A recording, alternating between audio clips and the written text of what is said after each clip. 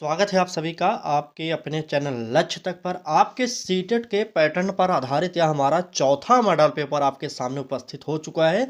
तो सब लोगों से निवेदन करेंगे कि जल्दी से लाइव जुड़ जाइए, क्योंकि क्लास बहुत ही इम्पोर्टेंट होने वाली है। इससे पहले हमने आपको हिंदी का 3 मॉडल पेपर प्रोवाइड कर दिया है। अगर आपने उन क्लासेज को नहीं देखा तो हमारे चैनल के प्लेलिस्ट पर जाकर वहां पर जरूर देख लीजिए एक बार, ठीक है। तो चलिए क्लास को शुरू करते हैं, क्योंकि आज की क्लास और ही इम्पोर्टेंट होने वाली, क्योंकि धीरे धीरे प्रश्नों का स्तर और अच्छा होता चला जाएगा।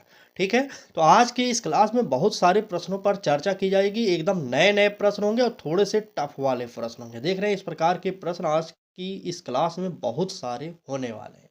तो चलिए लेट ना करते हुए शुरू करते हैं और पहला प्रश्न देखेंगे आज की क्लास का। ठीक है, चलिए ये रहा पहला प्रश्न। कहा जा रहा है कि यदि कोई बच्चा पाठ को अपने शब्दों में गलत तथ्यों के साथ दोहराता है तो यह दर्शाता है, क्या दर्शाएगा? स्मृति दोष दोहराएगा, दर्शाएगा, या यांत्रिक पठन दर्शाएगा, या आंशिक अर्थ निर्माण होगा, या भाषा अधिगम की विफलता होगी। चले प्रश्न संख्या 1 का उत्तर कमेंट बॉक्स में बताइए कौन सा सही हो जाएगा। यहाँ पर बात किया जा रहा था कि बच्चा पाठ को अपने शब्दों में गलत तथ्यों के साथ दोहरा रहा है, तो कभी भी स्मृति दोष आप नहीं कहेंगे। बालक अपने शब्दों में जब भी दोहराएगा तब तो थोड़ा सा गड़बड़ी तो करेगा, क्योंकि छोटा बालक है। आपको पता होगा कि बालक अपना शब्द जब भी बताएगा थोड़ी सी गलती कर ही देगा। बी ऑप्शन करा कि यांत्रिक पठन, बिल्कुल नहीं। क्या बालक बार बार पढ़ता है? यांत्रिक का मतलब होता है बार बार, इसलिए बी ऑप्शन भी आप काटेंगे।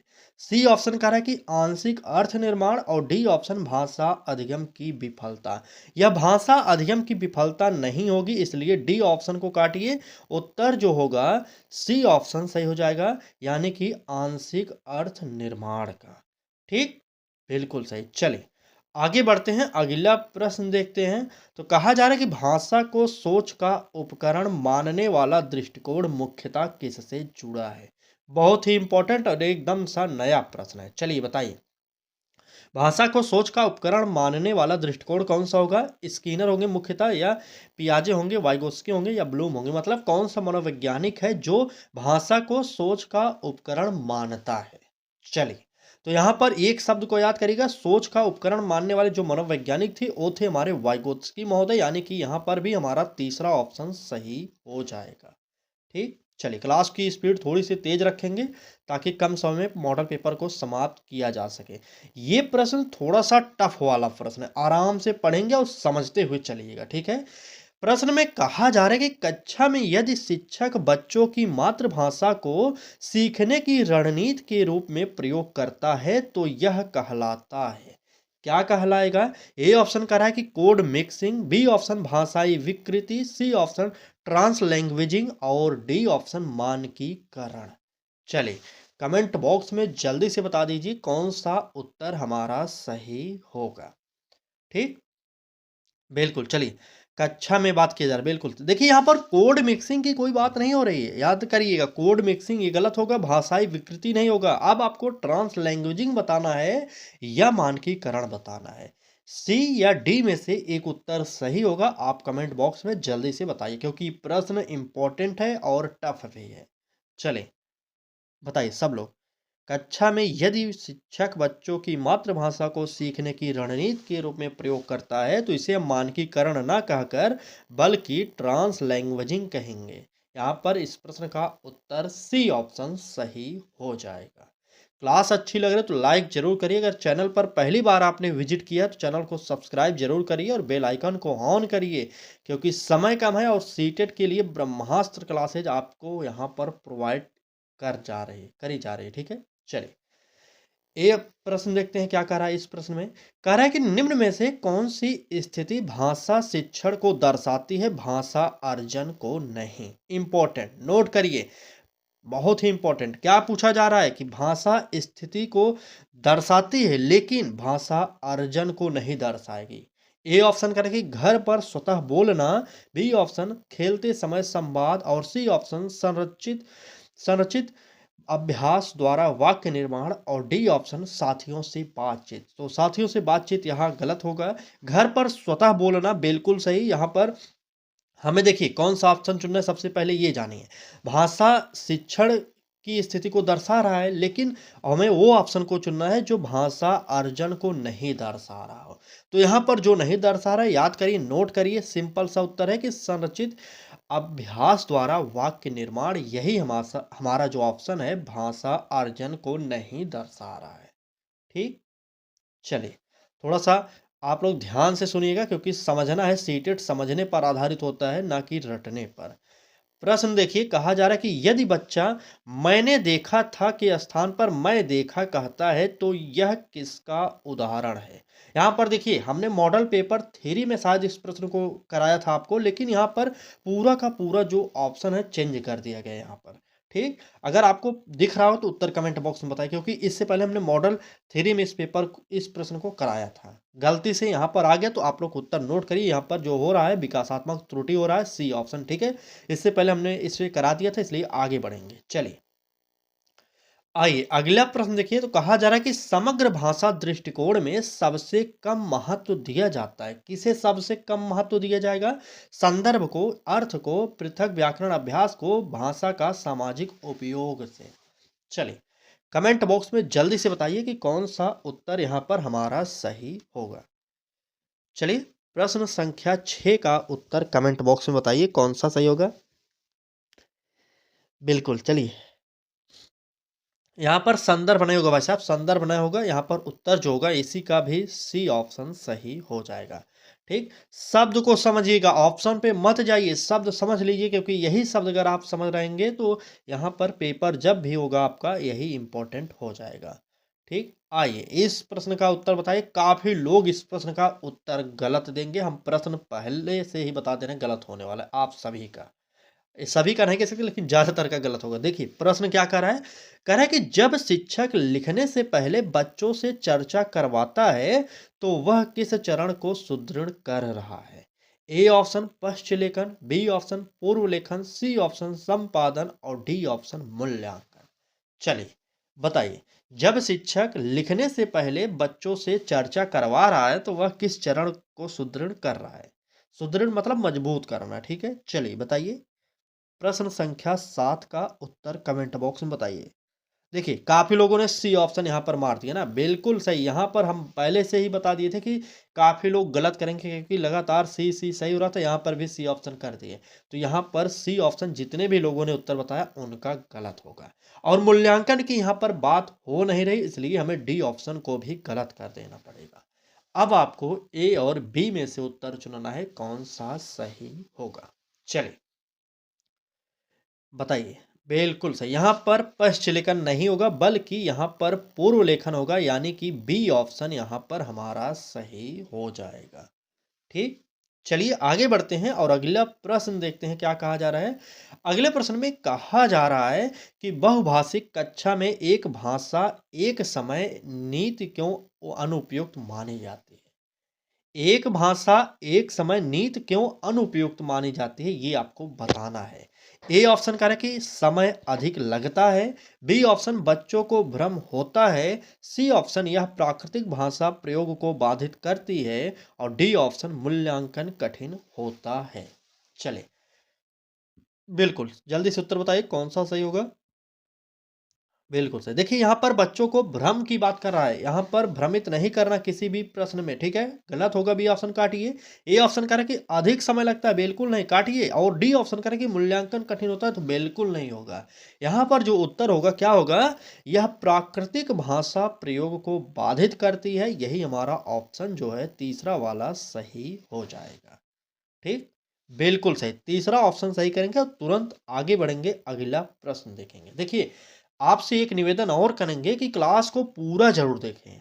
ठीक, डेली पूरा देखिए, सुबह 10 बजे, शाम को 5 बजे डेली क्लासेज हो रही हैं आपके लिए, तो पढ़िए अच्छे से।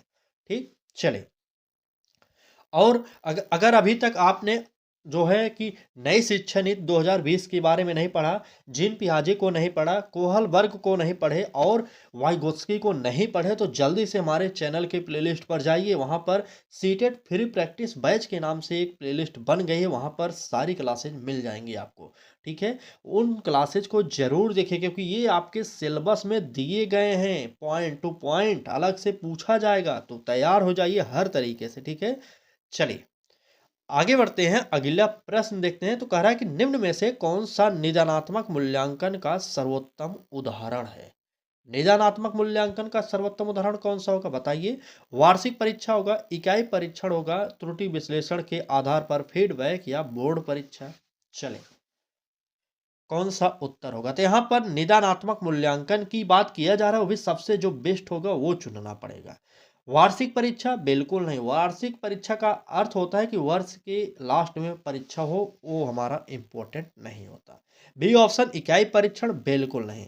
डी ऑप्शन बोर्ड परीक्षा बिल्कुल नहीं। उत्तर जो होगा त्रुटि विश्लेषण के आधार पर फीडबैक। ठीक, फीडबैक। चलिए, अगला प्रश्न देखिए क्या कह रहा है। तो बहुत ही इंपॉर्टेंट प्रश्न कह रहा है कि बाल साहित्य को भाषा शिक्षण में केंद्र में रखने का सबसे गहरा कारण है। कौन सा कारण होगा? ए ऑप्शन कह रहा है कि सरल भाषा, बी ऑप्शन पाठ्यक्रम अनुकूलता, सी ऑप्शन अनुभव व भावनात्मक जुड़ाव, और डी ऑप्शन परीक्षा उपयोगिता। चलिए, प्रश्न संख्या 10 का उत्तर जो है कमेंट बॉक्स में बताइए कौन सा सही होगा। चलिए, बिल्कुल सही। यहाँ पर केंद्र में रखने की बात किया जा रहा है, तो ए ऑप्शन सरल भाषा नहीं होगा, पाठ्यक्रम अनुकूलता नहीं होगा, परीक्षा की बात नहीं होगा, बल्कि यहाँ पर अनुभव व भावनात्मक जुड़ाव यानी कि तीसरा ऑप्शन यहाँ पर हमारा सही हो जाएगा। ठीक, चलिए आगे बढ़ते हैं और देखते हैं हमारा अगला प्रश्न क्या कहा जा रहा है। 1 मिनट रुकिए। चलिए, प्रश्न छोटा हो गया, ठीक है, दिख तो रहा होगा ना। चलिए, कह रहा है कि जब शिक्षक बच्चों से किसी कहानी का दृष्टिकोण बदलने को कहता है, तो वह किस स्तर का कौशल जांचता है? मतलब कहानी पूरी है, लेकिन वहां पर बालक को कुछ पार्ट उसका बदलने के लिए कह दिया जाता है, तो इसके द्वारा क्या जांचने की कोशिश कर रहा है टीचर? ए ऑप्शन देखिए ज्ञान, बी ऑप्शन समझ, सी ऑप्शन विश्लेषण, और डी ऑप्शन सृजन। बताइए उत्तर कौन सा सही होगा। चलिए, सब लोग कमेंट करेंगे, एक तरफ से सब लोग कमेंट करेंगे, बिल्कुल। चलिए, यहाँ पर जितने भी लोग विश्लेषण बता रहे हैं बिल्कुल नहीं होगा, विश्लेषण यहाँ पर सी ऑप्शन गलत होगा। अब काफी लोग भागेंगे ज्ञान पर, तो ज्ञान की बात नहीं होगा, समझ की बात नहीं होगा, बल्कि यहाँ पर सृजनशीलता के बारे में बालक के जानना चाहता है टीचर। क्या बालक के अंदर जो है सृजनात्मकता का विकास हो रहा है कि नहीं हो रहा है, इसी के बारे में जानना चाहता है टीचर। ठीक, यहाँ पर हमारा इस प्रश्न का उत्तर जो होगा डी ऑप्शन सही हो जाएगा। चलिए, आगे देखते हैं अगले प्रश्न में क्या कहा जा रहा है। तो कहा जा रहा है कि प्रारंभिक कक्षाओं में जोर से पठन पर इसलिए बल दिया जाता है क्योंकि, क्यों बल दिया जाता है यही आपसे पूछा जा रहा है। देख रहे होंगे ना अपने प्राइमरी स्तर की क्लासेज में लगभग बहुत जोर जोर से पढ़ाया जाता है, कहीं पर गिनती पढ़ाया जाता है, कहीं पर पहाड़ा पढ़ाया जाता है, ये सभी चीज़ें पढ़ाई जाती हैं वहाँ पर। ठीक है, नहीं तो ABCD ही पढ़ा देते हैं। तो इस प्रकार से आप देखे होंगे, तो बताना पड़ेगा किस लिए कराया जाता है। ठीक है, ए ऑप्शन देखिए कह रहा है कि परीक्षा में सहायक बिल्कुल नहीं। तेजी से पढ़ाने का कोई मतलब नहीं होगा कि परीक्षा में ये हमारे उपयोगी होगा या सहायक होगा, काटिए ए ऑप्शन को तुरंत। बी ऑप्शन कह रहा है कि शिक्षक नियंत्रण रख सके, तो हमने आपसे पहले ही बताया था कि शिक्षक नियंत्रण क्लास में नहीं रखेगा, ना ही अनुशासन बनाएगा, इसलिए हमारा बी ऑप्शन भी कट जाएगा। सी ऑप्शन कह रहा है कि ध्वनि अर्थ संबंध विकसित होता है, और डी ऑप्शन कह रहा है कि पाठ जल्दी पूरा होता है। तो पाठ जल्दी पूरा नहीं होगा, बल्कि यहाँ पर उत्तर जो होगा ध्वनि अर्थ संबंध विकसित होता है, यही हमारा ऑप्शन सही हो जाएगा। ठीक, चलें आगे। चलिए, सभी लोग ध्यान से देखते हुए चलेंगे क्योंकि प्रश्न बहुत ही इंपॉर्टेंट है। अगला प्रश्न देखिए कह रहा है कि यदि बच्चा धारा प्रवाह बोलता है पर लिखते समय बहुत संक्षिप्त वाक्य लिखता है, तो यह संकेत है।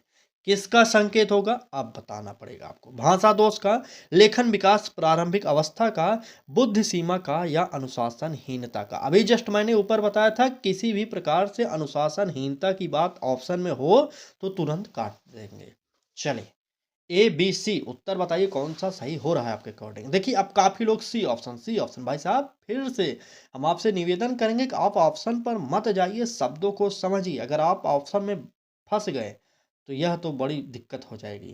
ठीक, सी ऑप्शन यहाँ पर गलत हो जाएगा। हमारा जो उत्तर होगा भाषा दोष भी नहीं है।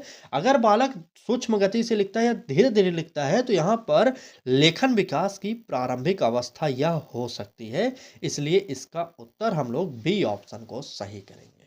ठीक?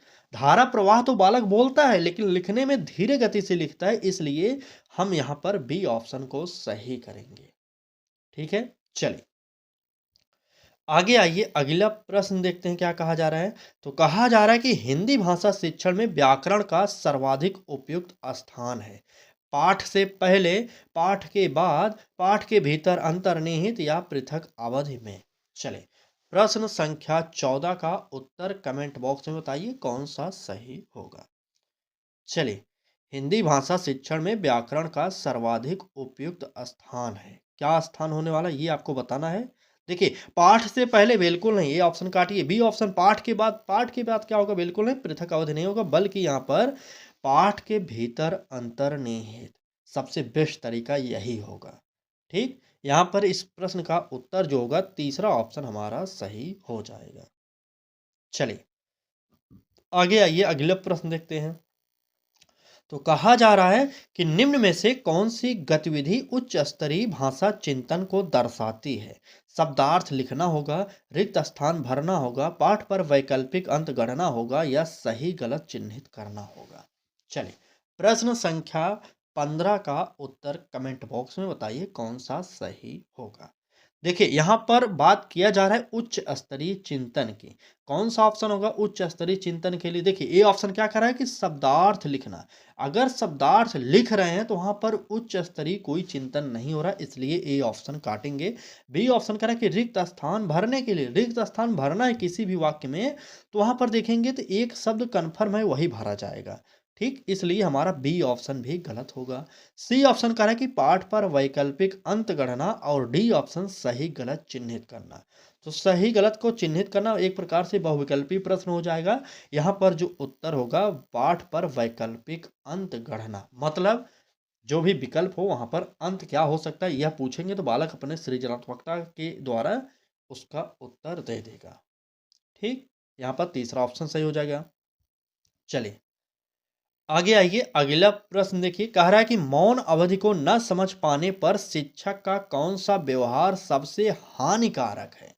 मौन अवधि से संबंधित हमने पिछले क्लासेज में प्रश्न कराया है, लेकिन यहाँ पर पूरा का पूरा प्रश्न बदला गया और जो है कि ऑप्शन भी चेंज कर दिया गया। बताइए मौन अवधि को न समझ पाने पर शिक्षक का कौन सा व्यवहार सबसे हानिकारक होगा। क्या प्रतीक्षा करना होगा, अतिरिक्त श्रवण अवसर देना होगा, बोलने के लिए बाध्य करना होगा या मॉडल भाषा देना होगा। कमेंट बॉक्स में प्रश्न संख्या 16 का उत्तर बताइए सही कौन सा होगा। चलिए बिल्कुल सही, मौन अवधि को न समझ पाने पर शिक्षक को कौन सा व्यवहार सबसे हानिकारक है। देखिए शिक्षक का सबसे हानिकारक व्यवहार जो होगा वह होगा क्या। देखिए बोलने के लिए बाध्य करना सबसे बेस्ट यही होगा, क्योंकि अगर मौन अवधि की बात किया जा रहा है तो बालक को जब बोलने के लिए बाध्य करेगा टीचर तो यही सबसे हानिकारक होने वाला है। नोट कर लीजिए यहाँ पर भी हमारा तीसरा ऑप्शन सही हो जाएगा। आज की क्लास में ज़्यादातर सी ऑप्शन ही सही हो रहा है भाई साहब। देखिए कैसे हो गया आज। चलिए फिलहाल आपको प्रश्न देखना है, ऑप्शन नहीं देखना, ठीक है। परियोजना कार्य भाषा शिक्षण में परंपरागत अभ्यास से अलग है क्योंकि, क्यों अलग है ये आपसे पूछा जा रहा है। इसमें अंक अधिक मिलते हैं, यह पाठ्य पुस्तक से बाहर होता है, इसमें वास्तविक जीवन का प्रयोग होता है, यह समय लेता है। तो समय नहीं लेगा, इसलिए आप डी ऑप्शन को काटेंगे। चलिए बताइए प्रश्न संख्या 17 का उत्तर क्या होगा। ए ऑप्शन करा कि इसमें अंक अधिक मिलते हैं, तो यहाँ पर अंक की बात किया जा रहा है, इसलिए ए ऑप्शन को काट दीजिए। बी ऑप्शन करा कि यह पाठ्य पुस्तक से बाहर होता है, बिल्कुल नहीं, यह बाहर नहीं होगा, इसलिए हमारा उत्तर जो होगा इसमें वास्तविक जीवन का प्रयोग होता है, यही हमारा ऑप्शन सही हो जाएगा। ठीक, इसमें वास्तविक जीवन का प्रयोग हो रहा है, इसलिए हमारा यही ऑप्शन सही होगा। आगे बढ़िए अगला प्रश्न देखिए। अगले प्रश्न में कहा जा रहा है कि यदि मूल्यांकन केवल उत्पाद पर केंद्रित हो तो किसकी उपेक्षा करता है। देखिए यहाँ पर जो आपको प्रोडक्ट लिखा मिल गया ना, यहाँ पर मिल गया, लेकिन सीटेट के पेपर में आपको एक भी शब्द इंग्लिश का नहीं मिलने वाला। ठीक, क्योंकि स्पेशल लैंग्वेज है हिंदी आपका, तो हिंदी में ही प्रश्न रहेगा।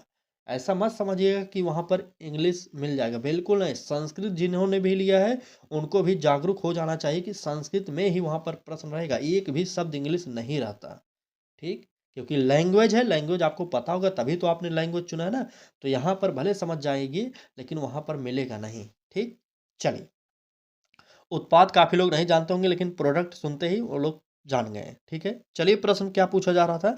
यदि मूल्यांकन केवल उत्पाद पर केंद्रित है तो वह किसकी उपेक्षा करता है? तो यहाँ पर बताइए, पाठ्यक्रम की, प्रक्रिया की, शिक्षक भूमिका की, समय सीमा की। समय सीमा नहीं होगा, बताइए।